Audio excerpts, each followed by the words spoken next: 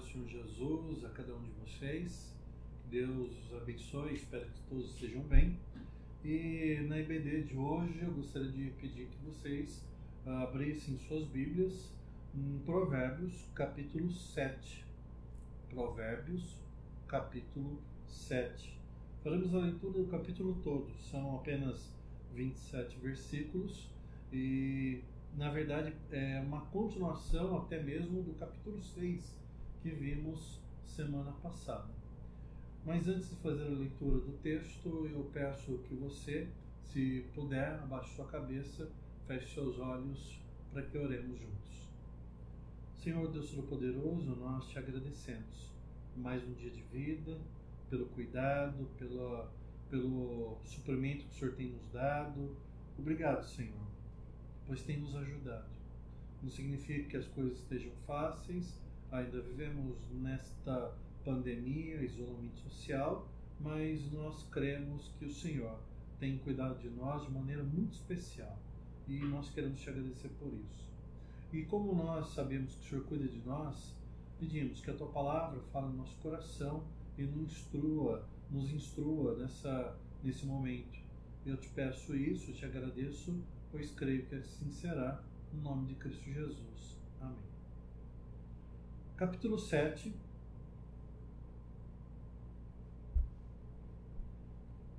Vamos fazer a leitura do texto.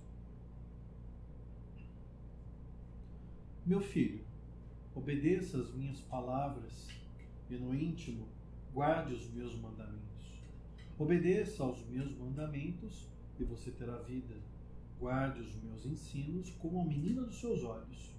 Amarre-os aos dedos, escreva-os na tábua do seu coração. Diga à sabedoria, você é minha irmã. Chame ao entendimento seu parente. Eles o manterão afastado da mulher imoral, da mulher leviana, com suas palavras sedutoras. Da janela da minha casa olhei através da grade e vi entre os inexperientes no meio dos jovens um rapaz sem juízo. Ele vinha pela rua, próximo à esquina de certa mulher, andando em direção à casa dela. Era crepúsculo, o entardecer do dia, chegavam as sombras da noite, crescia a escuridão. A mulher veio então ao seu encontro, vestida como uma prostituta, cheia de astúcia no coração. Ela, espalhafatosa, provocadora, seus pés nunca param em casa. Uma hora na rua, outra nas praças, em cada esquina fica a espreita. Ela agarrou o rapaz, beijou-o e lhe disse descaradamente: tem em casa a carne dos sacrifícios de comunhão que hoje fiz para cumprir os meus votos. Por isso, saí para encontrá-lo. Vim à sua procura e o encontrei. Estendi sobre o meu leito cobertas de linho fino do Egito. Perfumei a minha cama com mirra, aloés e canela. Venha, vamos embriagar-nos de carícias até o amanhecer. Gozemos as delícias do amor, pois o meu marido não está em casa. Partiu para uma longa viagem. Levou uma bolsa cheia de prata e não voltará antes da lua cheia. Com a sedução das palavras o persuadiu e o atraiu com o doçor dos lábios, e imediatamente ele a seguiu como boi levado ao matadouro, ou como o servo que vai cair no laço, até que uma flecha lhe atravessa o fígado, ou como um pássaro que salta para dentro do alçapão, sem saber que isso lhe custará a vida. Então, meu filho, ouça-me, dê atenção às minhas palavras. Não deixe que o seu coração se volte para os caminhos dela, nem se perca em tais veredas. Muitas foram suas vítimas, os que matou são grande multidão. A casa dela é um caminho que desce para a sepultura, para as moradas da morte. Semana passada, no capítulo 6, o Salomão ele começa dizendo: meu filho, no versículo 20 nós vimos: meu filho, obedeça os mandamentos do seu pai, não abandone o ensino da sua mãe, tome cuidado com a mulher imoral, da mulher que tece falsos elogios, pois quem se envolve com esse tipo de pessoa, seja ela ou ele, o adúltero ou a adúltera, é como estar brincando com fogo, não tem como sair machucado, queimado ou até mesmo morto. No capítulo 7, reiterado essa advertência. Nós percebemos que se fôssemos colocar um título para esse estudo, eu acho que o mais adequado seria perigo. Perigo. E iguais aquelas placas de que tem uma caveira com ossos cruzados e ali com raios dos lados, dizendo perigo, risco de morte. Esse capítulo 7 caberia muito bem esse tipo de sinalização. Novamente, um tom amistoso, paternal, o autor de Provérbios se dirigir ao leitor dizendo: meu filho, obedeça as minhas palavras. E interessante que, mais do que isso, ele reforça um conceito de família, um conceito de grupo seguro, ou grupo de segurança. Pois ele começa dizendo: meu filho, obedeça as minhas palavras. E ele reforça: guarda no teu coração. Nós já vimos lá em Deuteronômio 6 essa ideia judaica de escrever nos batentes das portas, de escrever em tábuas, de deixar sempre visível os mandamentos de Deus. Aqui o autor de Provérbios novamente diz: olha, guarde esses ensinos como a menina dos seus olhos. O que é a menina dos olhos? É a íris, essa parte tão delicada e importante para nós enxergarmos. Então nós protegemos os nossos olhos de todas as maneiras possíveis, pois a visão nos é muito cara. Aqui o autor diz: olha, tome cuidado com as palavras que eu vou dizer e guarde-as, protegendo-as como se estivesse protegendo seus próprios olhos. No versículo 3 ele diz: amarre-os aos dedos, escreva-os na tábua do seu coração. Sim, é visível e permanece durante muito tempo inscrições feitas em madeira, em outros materiais e expostas em determinados lugares das nossas casas, como sugerido aqui pelo autor em outros momentos das Sagradas Escrituras. Por outro lado, aqui o autor ele vai além. Ele diz: olha, grave na tábua do seu coração. Internalize os ensinamentos da palavra de Deus. Essa é a ideia, que você deve guardar tão profundamente no seu âmago, ficar ali registrado as palavras de Deus, para que elas possam ser acessadas a qualquer momento e ali lhe sejam familiares as palavras de Deus. Quantas pessoas hoje não padecem por falta de conhecimento da palavra? O texto diz isso já, né? O meu povo, ele padece por falta de conhecimento. E muitas vezes as armadilhas são colocadas e não são evitadas porque a vítima desconhece o seu mecanismo. Mas a palavra de Deus é o nosso manual de vida, é o nosso manual de escape das armadilhas, das diversas armadilhas. Se você fizer uma boa leitura desse manual, saberá o que fazer quando se deparar com algum tipo de armadilha. No versículo 4, esse conceito de familiaridade que eu disse para vocês é reforçado, pois o autor diz: diga sabedoria. Sabedoria aqui é como colocada, personalizada, apresentada como uma pessoa. Mas obviamente que a sabedoria é esse conhecimento aplicado de maneira que traz edificação. No versículo 4 o autor diz: diga sabedoria, você é minha irmã. Então aqui a gente já percebe aquela valorização do núcleo familiar. Então ele começa: meu filho. Agora ele diz para o leitor: diga para a sabedoria, tenha sabedoria como uma irmã, como alguém sangue do seu sangue, carne da sua carne, alguém próximo, muito próximo a você.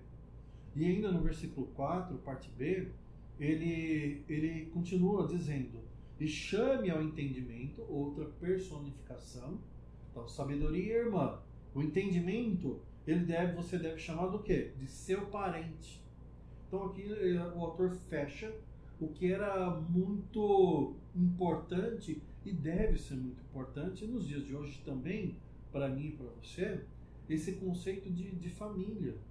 Pai, mãe, irmão, irmã, tio, tia, primos, aquelas pessoas que são próximas de nós, que nos são ligadas por laços consanguíneos, por laços familiares. São pessoas que, teoricamente, espera-se sim, são pessoas que nos querem o bem. Então, o autor está dizendo, olha, como você tem uma família que lhe quer o bem, tenha a sabedoria, tenha o entendimento e guarde as palavras de Deus junto a você, pois elas não farão mal para você. Pelo contrário, nunca irão prejudicá-lo, mas edificá-lo. E o protegerão. Contra quem? Ou contra o quê? Versículo 5. Eles o manterão afastado da mulher imoral, da mulher leviana. E aqui, novamente, eu gostaria que você entendesse que é o conceito de adúltero, de adúltera. Não é uma palavra direcionada ao sexo feminino, obviamente, você não deve entender dessa maneira, mas o conceito é da imoralidade e é do adultério. Aqui, essa representação de uma mulher imoral e leviana é personificada como um ente causador de destruição e morte. Então, tudo que o autor está dizendo, do versículo 1 ao versículo 4, olha, se aproxime, obtenha sabedoria, conhecimento e confie neles como pessoas da sua família, no versículo 5 vem o porquê desse procedimento. Por quê? Porque a mulher imoral, a adúltera, a mulher leviana, ela tem palavras sedutoras. Versículo 6, aqui o Salomão ele vai criar um retrato do seu conceito de mulher imoral, de mulher leviana, e vai nos trazer de maneira mais tangível essa mulher. Versículo 6, ele descreve já o cenário. Da janela de minha casa, olhei através da grade. Ou seja, ele está protegido na casa dele, atrás de grades, e ali na sua proteção, no seu lar, no seu conforto, ele olha para fora e ele enxerga o quê? Versículo 7. O que ele vê?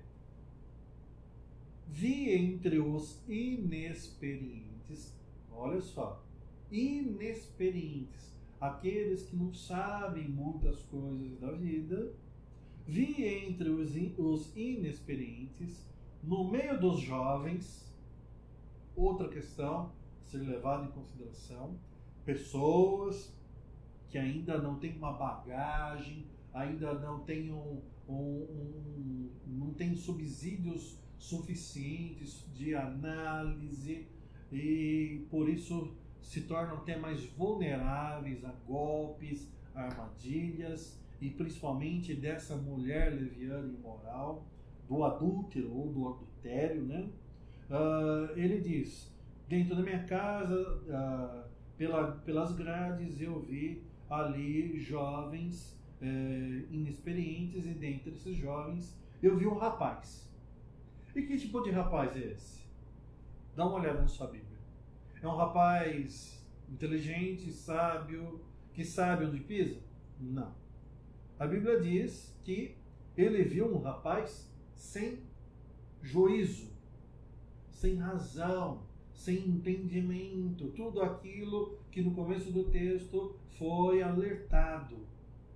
Esse rapaz, sem juízo, ele vinha pela rua, ia se aproximando da esquina, encontrou uma certa mulher, a mulher imoral, leviana, obviamente. E o que aconteceu? Andando em direção à casa dela, esse rapaz vinha pela rua. Que momento isso se deu do dia? Versículo 9. Importante também frisar. O rapaz, inexperiente, jovem, sem juízo, andando por um caminho despreocupadamente, perto da casa de uma mulher perigosa. No versículo 9, era crepúsculo, o entardecer do dia, finalzinho do dia, quando a luz natural já está acabando, e lembrando que isso foi escrito há milhares de anos atrás. Então, o benefício da luz elétrica, da iluminação pública, não se fazia presente. Então, quando acabava a tarde, acabava a luz, acabava a nitidez, a clareza das pessoas enxergarem perfeitamente as coisas. Era o entardecer do dia, crepúsculo. Interessante, chegavam as sombras da noite e crescia a escuridão. Então você percebe a dramaticidade? Crepúsculo, entardecer do dia, sombras da noite chegando, crescendo a escuridão. O rapaz jovem, sem juízo, inexperiente. No versículo 10, se depara com o quê? A mulher veio então ao seu encontro. É como um predador à espreita da sua vítima. A mulher, ela vem ao encontro desse jovem e ela vem vestida como uma prostituta, o diz aqui o texto, cheia de astúcia no seu coração. Então nós já percebemos que essa mulher, ela é imoral, leviana, ela se porta de maneira inconveniente, ela se veste de maneira inapropriada, ela quer chamar a atenção. Versículo 11 diz que ela é espalhafatosa e provocadora. Então, se você puxar uma linha do versículo 11 ao versículo 5, você pode aí construir o quê? Um quadro geral dessa mulher. Imoral, leviana, espalhafatosa, vestida como prostituta. E no versículo 11 ainda diz: seus pés nunca param em casa.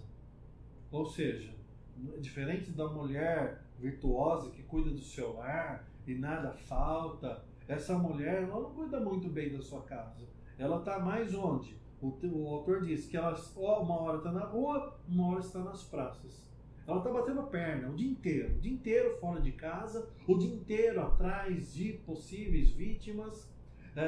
Ela é lasciva, ela é espalhafatosa, provavelmente aqui dá uma sugestão de roupas extremamente coloridas, chamativas, e ela está ali no meio da rua, num horário que para um homem daquela época já não era aconselhável, para uma mulher sozinha, impensável.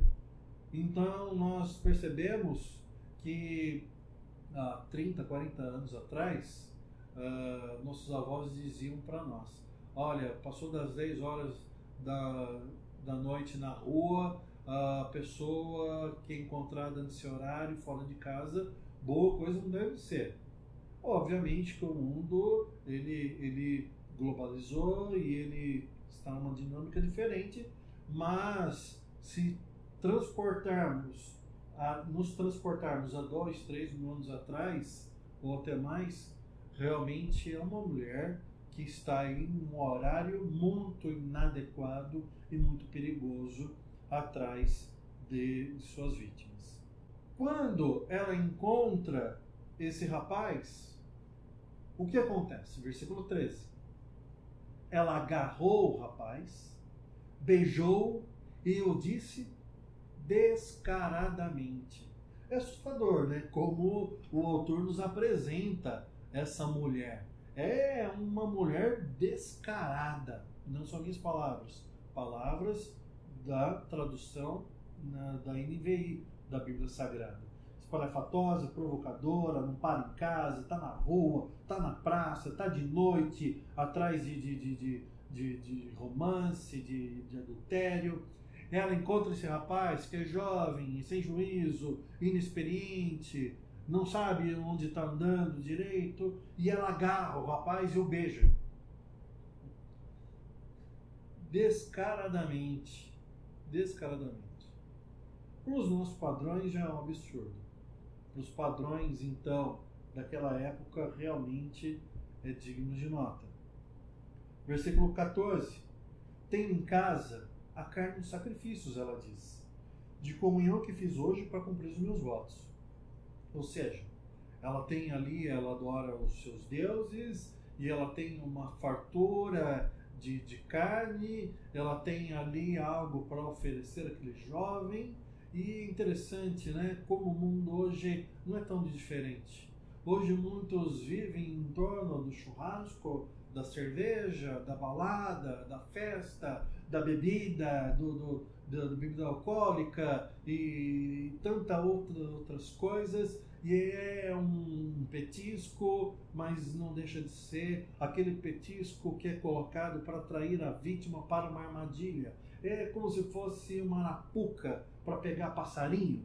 Então tem lá a arapuca, tem ali o pedaço, a vareta segurando, e ali é colocado um pedaço de carne, uma semente, alguma coisa para atrair o tipo de animal que se deseja pegar. Então nós percebemos que a mulher já começa ali oferecendo petiscos atrativos para esse jovem experiente sem juízo. Ela diz, olha, tem carne em casa, tem um banquete. Se você for na minha casa, tem um banquete. No 15, por isso eu saí para encontrá-lo. Eu vim à sua procura e encontrei. Eu queria dar uma festa. E para a festa ser completa, faltava você. E eu vim atrás de você. E agora a gente pode fazer a festa juntos. Ela vai além. Ela é ousada. Ela é descarada, como o texto diz. Ela diz no 16, estendi sobre o meu leito cobertas de linho fino do Egito, perfumei a minha cama com mirras, aloés e canela. Ela está dizendo, olha, minha cama é macia, eu coloquei lá um tecido, uma coberta de linho fino do Egito. Ou seja, um lugar agradável para você estar. Mais do que isso, cheiroso, perfumado. No 17 ela diz, perfumei minha cama com mirra, aloés e canela. Então ela vai montando um cenário e apresentando para esse jovem tolo e vai instigando a imaginação dele. Ela o agarra, ela o beija, ela diz, olha, tem fartura, tem churrasco na minha casa, tem comida, tem banquete, minha cama é macia, meu quarto é cheiroso. No 18, ela continuou prometendo, venha, vamos embriagar-nos de carícias até o amanhecer. E aqui ela promete uma noite toda de prazeres para esse jovem. Mas no 19 ela diz ainda, ela é tão descarada, que ela diz, meu marido não está em casa, ele foi viajar, e ele vai demorar para voltar, por quê? Porque ele levou dinheiro o suficiente para ficar alguns dias fora. Então ela faz uma previsão que ele iria demorar até a lua cheia. Quanto tempo, mais ou menos, não sabemos, mas é um prazo que diz, meu marido está viajando e ele não volta hoje, então você pode vir tranquilamente e vai ser só festa e prazer para você. 21, com a sua sedução das palavras, o persuadiu. Ela, experiente, moral, leviana, ele tolo, sem juízo, jovem, ela o assedia, ela o incentiva, E ele cede. Cede. Quantas vezes isso já aconteceu? Quantas vezes pessoas já não caíram nessa mesma armadilha de ilusão, de sedução por palavras e por pessoas que não valem nada. Em troca de promessas, de prazeres efêmeros e vazios, maculando muitas vezes o leito conjugal, que é o caso do texto que nos é apresentado, trazendo uma defraudação ao cônjuge, à família. Esse jovem, ele cai na sedução, é persuadido e vai atrás dela. Mas no 22, diz assim, e seria cômico se não fosse trágico, uma ilustração assim que é de arrasar. No 22 diz: imediatamente ele, o jovem, a seguiu, como, e olha a analogia, como o boi levado à matadoura. O boi levado à matadoura não sabe que vai morrer, não sabe que vai virar bicho.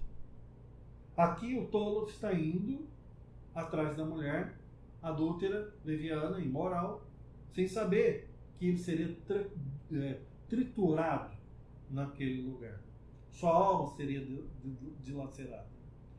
Uma outra analogia, logo a seguir, é como um cervo que vai cair no laço. O cervo é aquele animal que não é predador, é uma presa, e aqui ele está indo e não percebe que vai ser laçado, ou vai ser recebido como uma flecha que lhe atravessa o fígado e o mate. E aí vem um terceiro exemplo: boi ao matadouro, servo que cai no laço, e um terceiro, ou como pássaro que salta para dentro do alçapão, sem saber que isso lhe custará a vida. O passarinho, ele vai atrás ali de migalhas, às vezes pouquíssimas migalhas, e se coloca dentro da armadilha, dentro do alçapão. Uma vez dentro, não consegue sair mais. Está selado o seu futuro, a sua morte ou a sua prisão.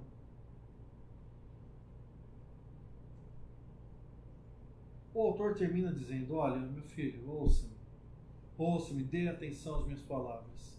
Não deixa que seu coração te leve por esse caminho. Por quê? Porque as vítimas dessa mulher, desse índice chamado adultério,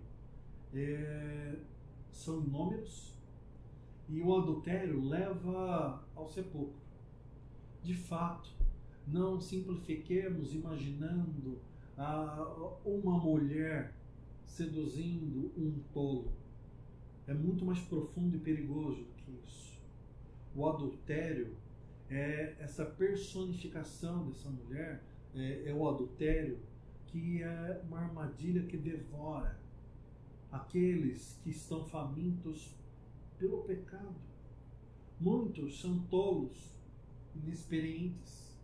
Muitos não têm nem juízo, não sabem nem o que estão fazendo. Aliás, não sabem completamente ou totalmente, pois eles se deixam seduzir. São fracos, são fracas.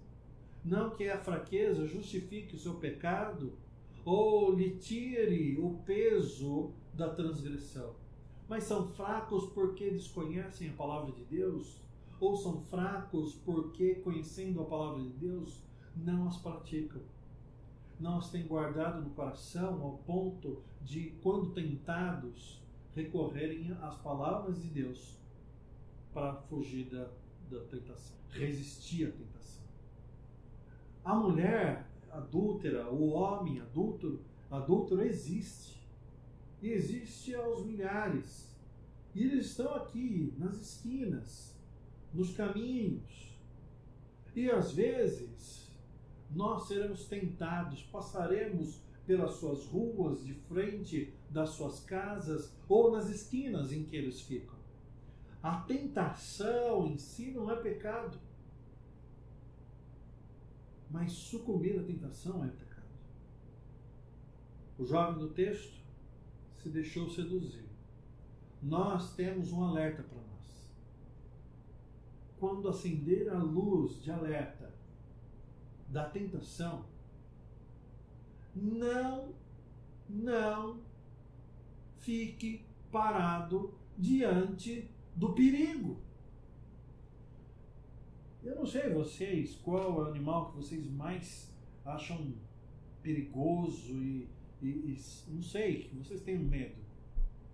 Eu sei que alguns têm medo de lagartixa, outros têm medo de aranha, de cobra, outros têm medo de leão. Mas já assistiram aqueles filmes de tubarões? Aquele grande tubarão branco que tem uma boca do tamanho dessa mesa, ele tem lá 300, 400 dentes, um maior que o outro. E aí de repente você vê no mar aquela barbatana vindo em direção à pessoa que está nadando. Aí você fica imaginando, vai dar problema.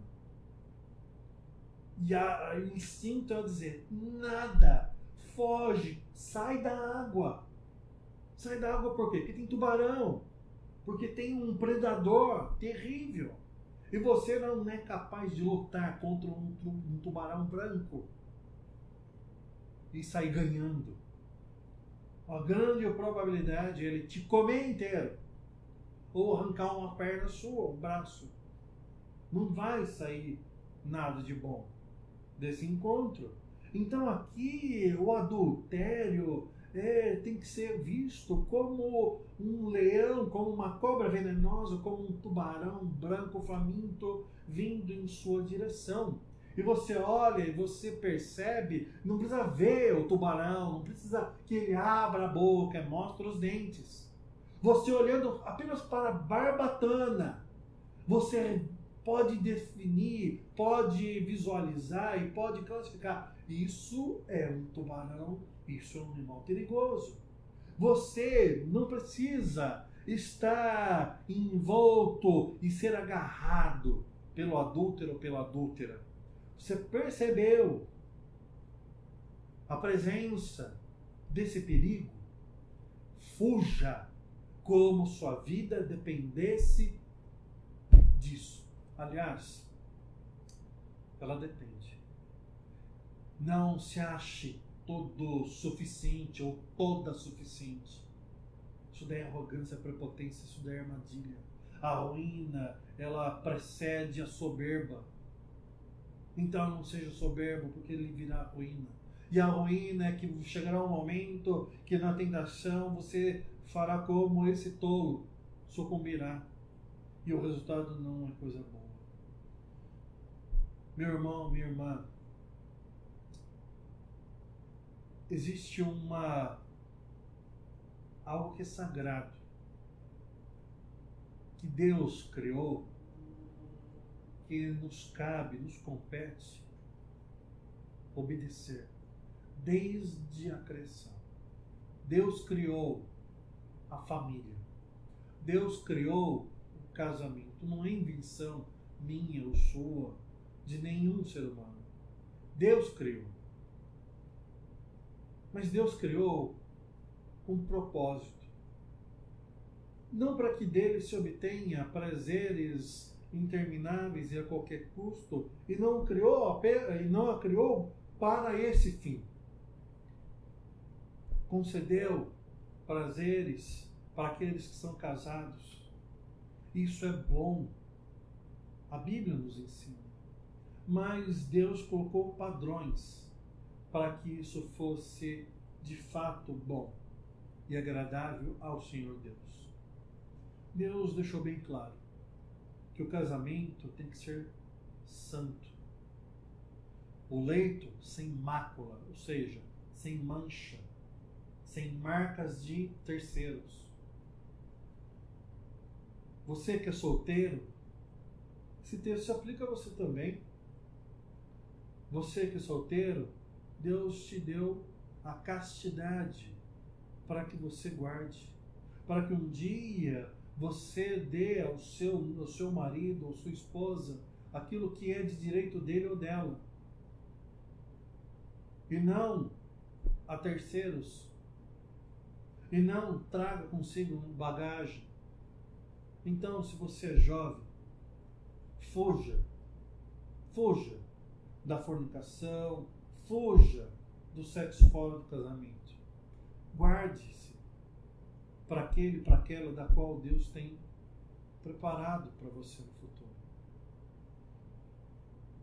Você que é casado, casada, responsabilidade com seu cônjuge, com seu Deus, com seus filhos, com seus irmãos na fé, com seus parentes, com sua família. Responsabilidade.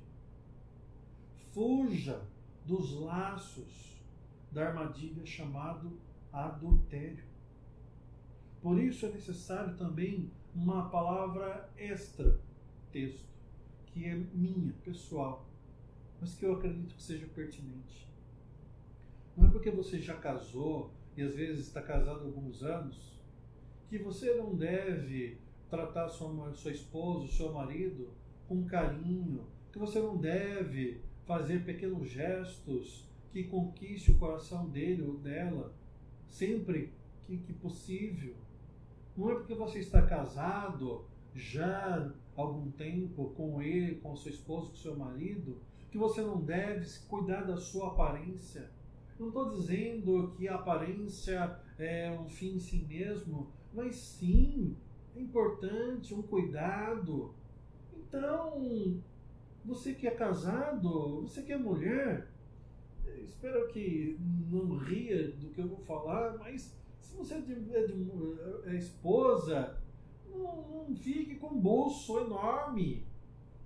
Faça a depilação do bolso, da sobrancelha, de vez em quando passa um batom. Você que é homem, não fique largado, relaxado.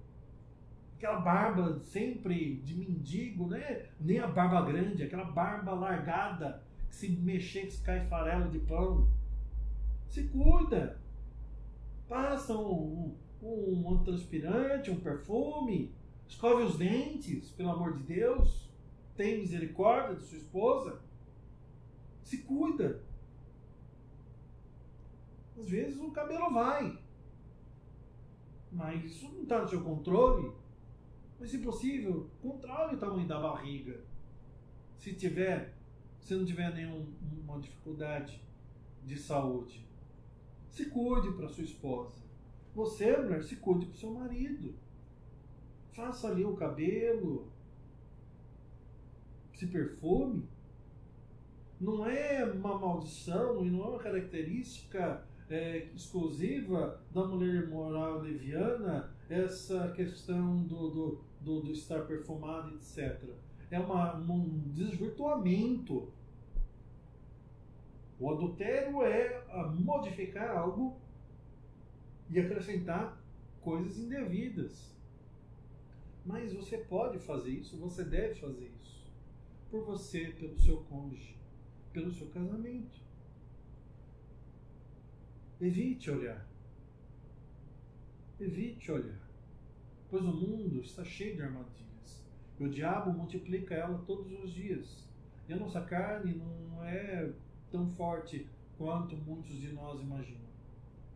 Eu aprendi que olhar uma vez é inevitável, porque quem tem olhos, olha. Mas olhar uma segunda vez é intencional. Então olhou, percebeu o perigo, vira a cabeça e foge. E foge. Por quê? Porque esse é um caminho de destruição. Mas se você, infelizmente, já sentiu o amargo dessa dor, sendo você o causador ou sendo você a vítima, Que o Senhor tenha misericórdia, te perdoe, que você sinta arrependimento se for o causador, e se for a vítima, que Deus conforte o coração e cure as feridas, mas que Deus te dê sabedoria para nunca mais cair numa esparrela dessa. Se você nunca caiu nesse tipo de armadilha, não foi um boi, um servo, um passarinho tolo que caiu na armadilha, agradeça a Deus e vigie, ore, busque a Deus, cuide de si, cuide dos seus, cuide da sua esposa, cuide do seu marido e proteja o seu casamento, pois o mundo, ele está aí. O diabo, os seus demônios estão aí. E a nossa carne é fraca. Por isso, eu peço por você e por mim, para que o Espírito Santo nos fortaleça, nos guarde, nos livre e nos ajude no momento de dificuldade. Que o seu casamento seja abençoado, sua família guardada, e que você se alegre com sua esposa, com seu marido, e que seu lar tenha paz. Eu desejo isso no nome santo de Jesus. Amém.